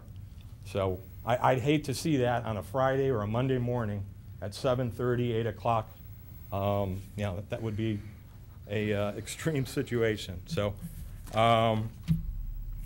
again, we would like to see a updated traffic survey in session. I spoke to Fred Bolden today, who's the school board director of personnel and operations. So he'll be reviewing this with Jeremy. in coordination with Joe Regano. So, you know, the traffic with buses, school traffic, that's a major concern when students are late to school because of a school bus pulling in 10 minutes late. It's a distraction to the administration, it's a distraction to other students, teachers, etc. So that, those are some of my concerns on the traffic. If an additional lane needs to be added, who's paying for that? Okay, excuse me. I think that's enough. Okay. Okay. All right. Thank you very much. Is there anybody else that would like to speak? Thank you. Thanks. Good evening, distinguished council, men and women, and obviously our chiefs and the esteemed team behind me and our mayor. So first of all, I want to say thank you all for the diligence that you've done this. So my name is Munir Ahmad. I'm a former resident of the Preserve 35695, and now I'm the president of Heritage Estates. So I live at 34485 Seminole Lane. So first of all, when we talk about the cut-through issue, my house is on the same issue as well. This is something that I'm concerned about as a resident, but I don't feel that this is something that has anything to do with this Islamic Center coming through. And regarding some of the comments that were made, just to briefly, and then I'll have my question. So when we talk about the size of the congregation, it's disingenuous for me, being born in this country and being able to have the blessed opportunity to live in a place like Solon that is very diverse with the number of churches and synagogues and other houses of worship. Many of these institutions have large congregations, but we can all attest that they don't all show up at 8 o'clock in the morning or 7 o'clock in the morning every weekday, because people have jobs. People have work that they need to do.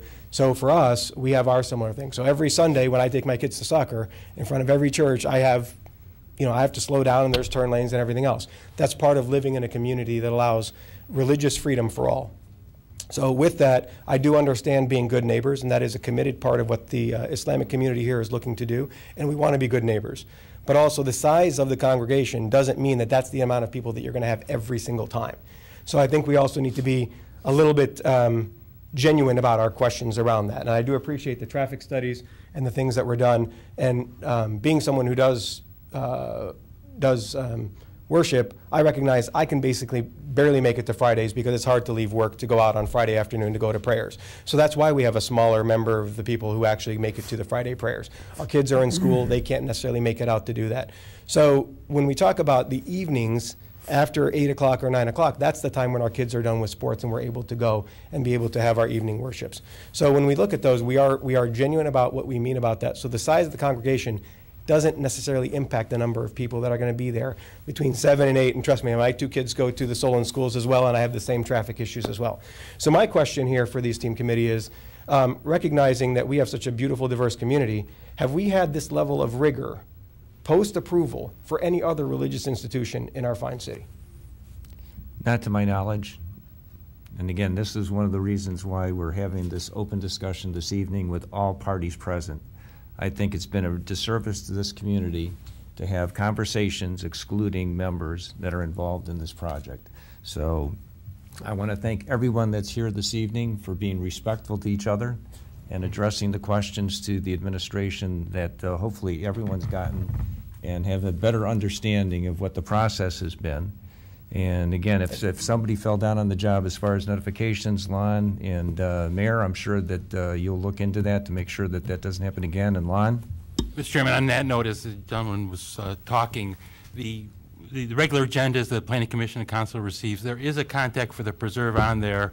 I can review with you if it's the appropriate person. I don't want to say who it is, but and we can certainly update that if necessary. And then for the folks in the Woodland, we'd like to, I think Carol had sent out a letter trying to get the appropriate, we know who the person is, but in terms of who the email contact would be, we'd like to have that so future notifications can go directly to that individual.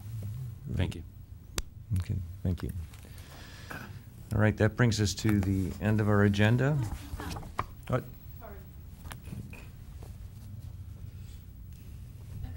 It seems to be like every question pretty much that was addressed, you guys just brush it off and, oh, you're running out of time. So I'm sorry, my name is Marina Tattleman. Well, no, what we were doing is when people were getting off track and not asking questions and making conversations. People are not getting the answers. Unfortunately, that's what happens. He asked the question, everyone's silent. What happened? What happened? Where's the answer? There's All right, no answer. okay. Oh, State your name and your post-approval. address, please. I just did. Marina Tuttleman. And your address, And please. 6870 Liberty Road. Okay, and your question.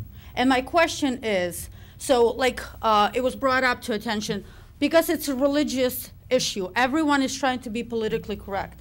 We're not against the religious. We're against the problem that it's going to bring out to our neighborhood. It's going to affect the entire Solon community. It's not going to affect just the, preserves or woodlands or Liberty Road or Aurora Road. And based on the, again, the traffic survey, ongoing issue. So why did no one ask why 31st? Why was the day selected? Is it one day enough for the traffic survey, usually? Or do you do multiple days of the week and provide that information? And that's how the study is based on. You don't do just one day, select one particular time frame, and that's it. Ryan, could you answer that question? We get that question a lot.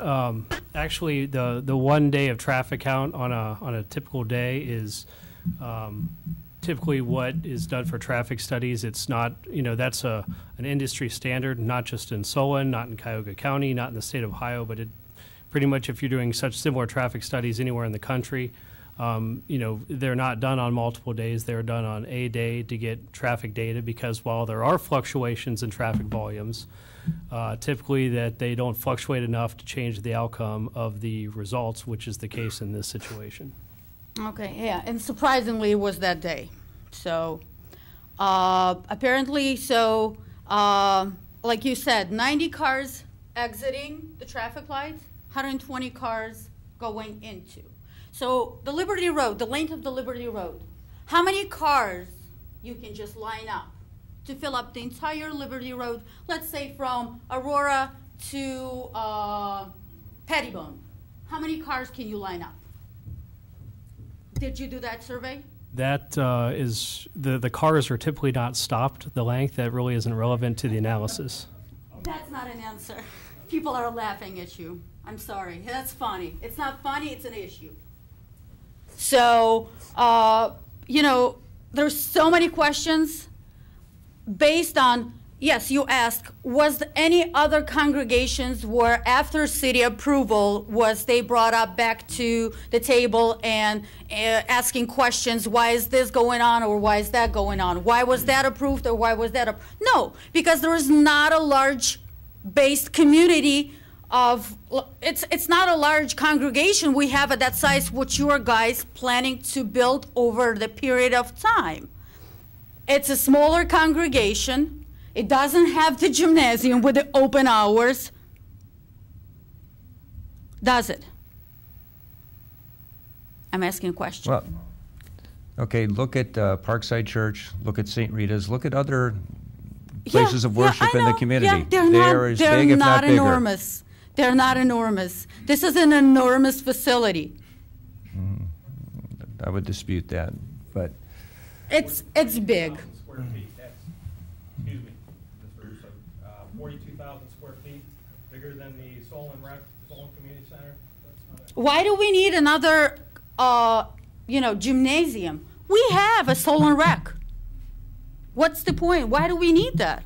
Yeah, we diverse community. Let's go everyone and exercise in Solon Rec. Why do we need another gymnasium right in the middle of all the homes? it's their property. It was approved use. Yeah, it's not a church. We have a huge land where the Six Flags used to be. Go build whatever you want to build. It's enormous land. You're not going to affect anyone. Can somebody give that land to us? We got that. Get the money, go pay, buy it.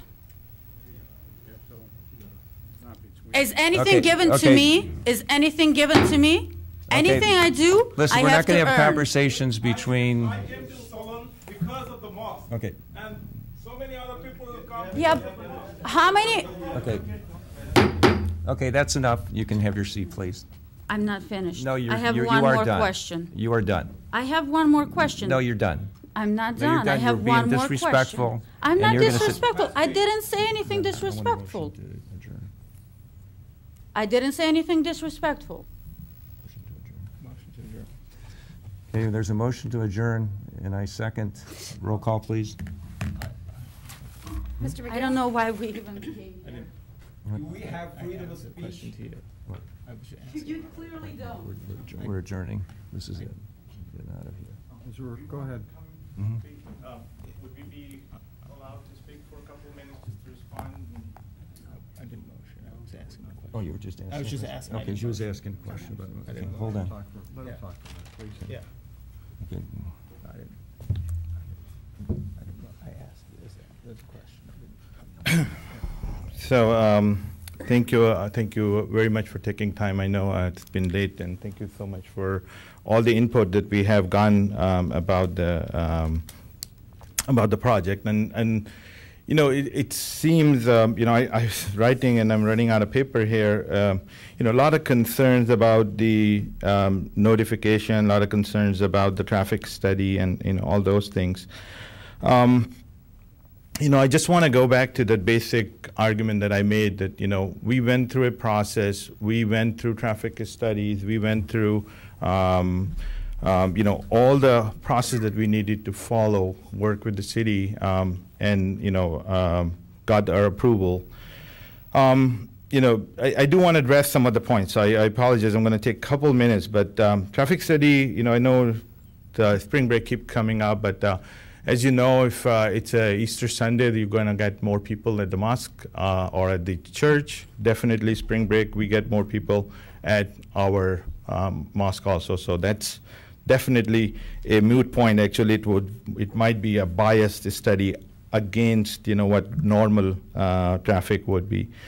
You know, some of the other aspects that have been brought up, you know, we do have currently a small congregation that is going to be, you know, that's why we're starting small. We can't predict, we can't project anything. Our plan is obviously, you know, to do gymnasium. That's why we're building 300 occupancy place. But the 300 doesn't mean that it's 300 for gymnasium, 300 for mosque area, 300 for community center. Usually, where even if you look at the comparable, the Mace sites and things like that, it's the capacity where people are coming for one or the other event. And I don't know why funerals kept coming up. I'm sorry. I hope everybody stays healthy and blessed. But you know, definitely funerals. You know, just like any other church, things happen, and we do, you know, take care of those things. But again, it doesn't bring, you know, the exuberant. I don't know. You know, this is the part that I'm sitting there and listening.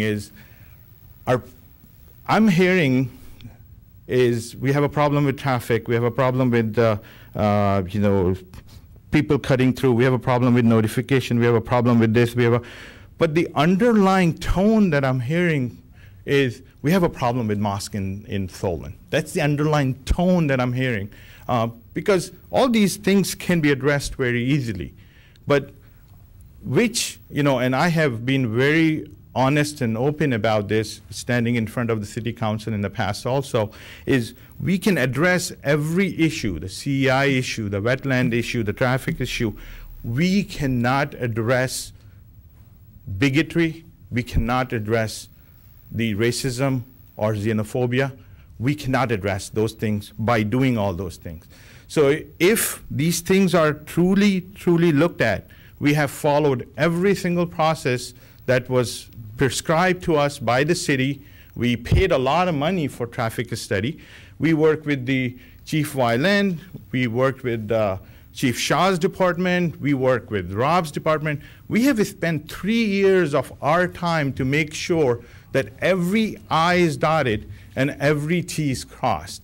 So we have not bypassed anything that was required. So I really want to, you know, make sure that our esteemed council understand that We really want to make sure, and we want to have very good relations with our neighbor. You know, one of the reasons we are standing here is the project is already approved. You know, we're in the process of finalizing our prints and submitting to city. But we want to have good relations with our neighbors. That's the reason we are standing here. We have offered every neighbor to come out.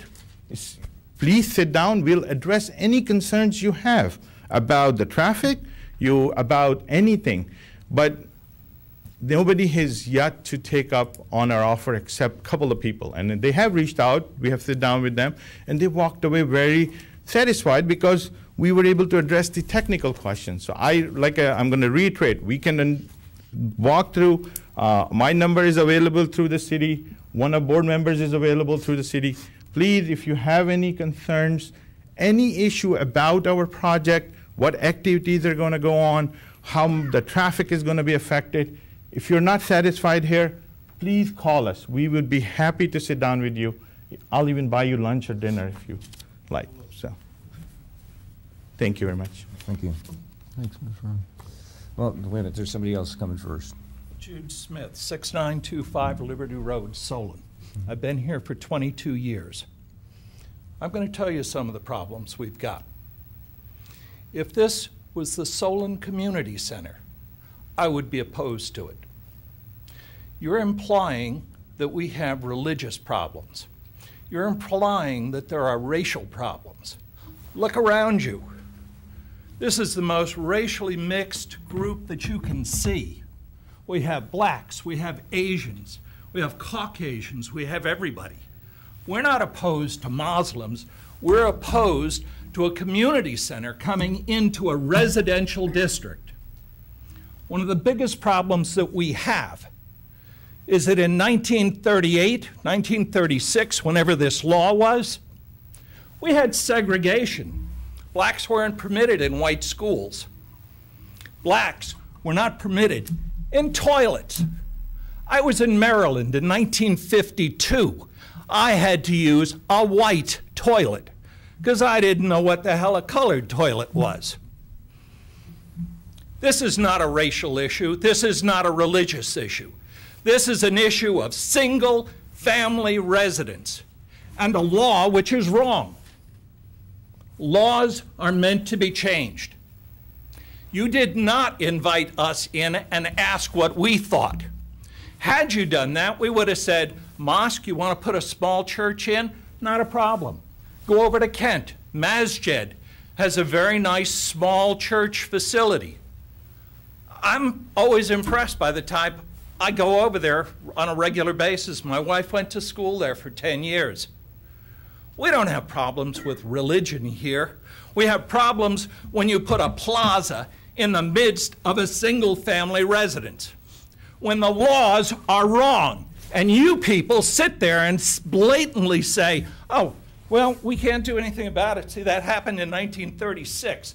And since 1936, we haven't been able to change anything. We didn't knock off Nazi Germany. We didn't knock off the Japanese. My father was a member of a German Bund organization in 1938. What the hell is this? The majority of people do not want a plaza in the midst of single-family residence. And what do they keep saying? Oh, it's all about the church. It's all about the church. No. You put a church in there, that's okay. But that's not what that area is. That area is a single-family residence. And you people have made a mistake, and you know it.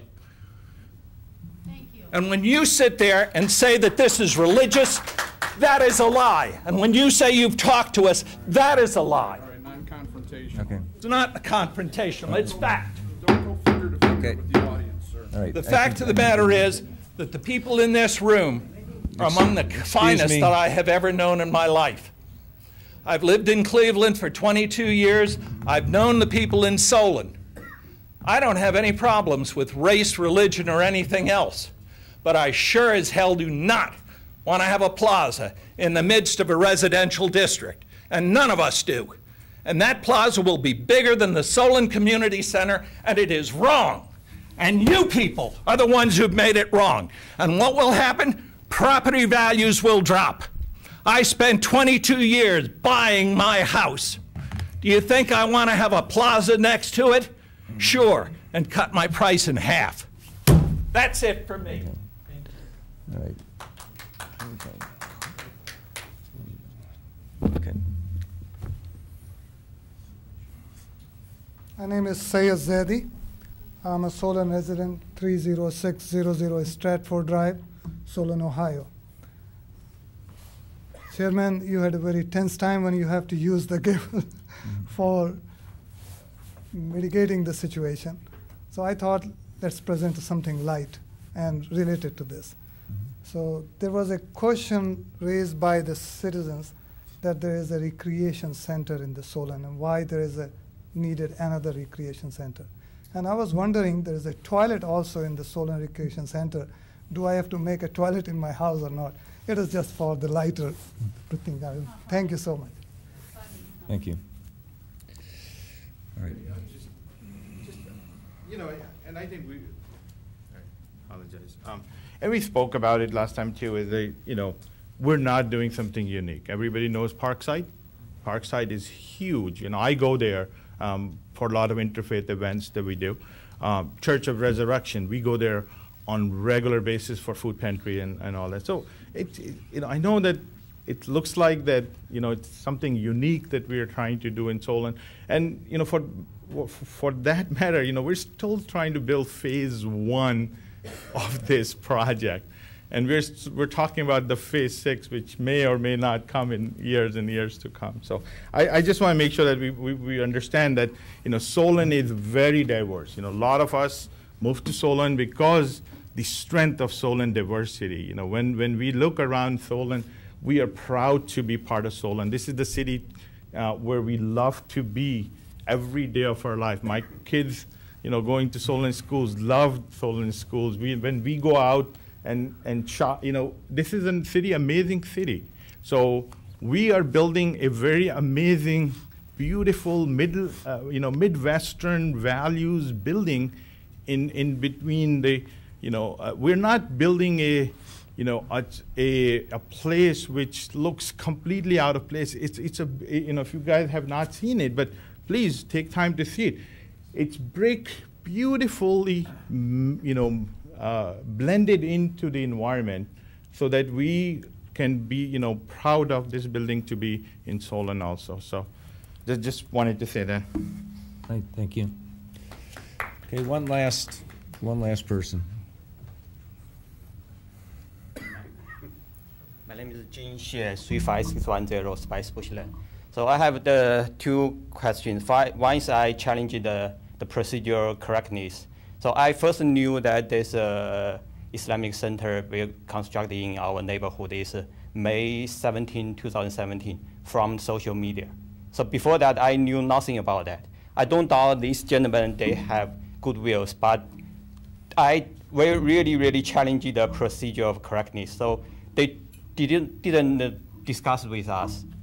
As they said, they show us everything. No, we didn't know that. The second question is that this gentleman said they pay for traffic study, right? Yeah. Right or not? They hired a separate traffic consultant to perform. Yes. So maybe I still doubt the correctness before there's a conflict of interest. They pay for you for the study, right? This gentleman said they pay for a lot for the. This gentleman just said they pay for the. They paid for a traffic study by an independent organization that was reviewed by a separate traffic engineer hired by the city. Yeah, but they still pay for the traffic study. For an independent traffic study, yeah, not by this gentleman. Okay. Yeah. They pay for the traffic studies, right? Okay, I still thought there's a conflict of interest before they pay for the traffic studies, right? There's a conflict of interest for that. Thank you. We're going to bring it back to the dais. Is there a motion to adjourn? I move that we adjourn. Is there a second? Second. We have a motion and a second. Roll call, please. Mr. McGill? Yes. Mr. Russo? Yes. Mr. Zelwin? Yes. Meeting adjourned. Thank you.